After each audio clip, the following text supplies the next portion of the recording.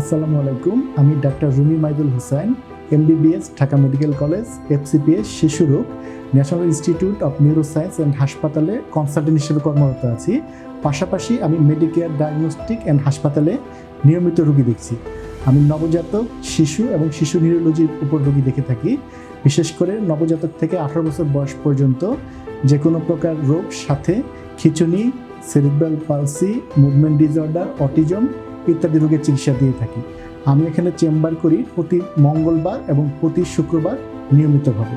আপনার শিশু কি অমনোযোগী? যদি এরকম অমনোযোগী হয়, তার কিছু কারণ থাকতে পারে। সেটা আপনার শারীরিক এবং ব্রেনের কিছু কারণের জন্য অমনোযোগী হতে পারে।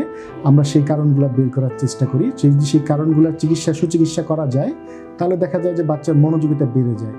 আপনার শিশু কি অতি চঞ্চলতা কিছু রোগের লক্ষণ, যেমন অটিজম এবং আপনার এডিএইচডি রোগের লক্ষণ, সেগুলো যদি দেখা যায় তাহলে আপনার দ্রুত ব্যবস্থা গ্রহণ করলে এবং চিকিৎসা নিলে দেখা যায় নিয়ন্ত্রণে নিয়ে আসা সম্ভব। আপনার শিশু কি খেতে চায় না? দেখা যায় আপনার শিশু অনেক সময় কোনো রোগের কারণে বা কোনো কমপ্লিকেশনের কারণে শিশুর খাওয়াটি কমিয়ে দেয়। বিশেষ করে তার যদি প্রস্রাবে অথবা লিভারে কোনো অসুবিধা থাকে, সেক্ষেত্রে দেখা যায় শিশুটি খেতে চায় না। এক্ষেত্রে যদি আমরা দ্রুত নিরূপণ করতে পারি, সেক্ষেত্রে অনেক সময় সুচিকিৎসা দেওয়া সুবিধা হয়ে যায়, তাড়াতাড়ি রোগটি নির্ণয় করতে পারলে। এক্ষেত্রে আপনারা পরামর্শের জন্য যোগাযোগ করতে পারেন।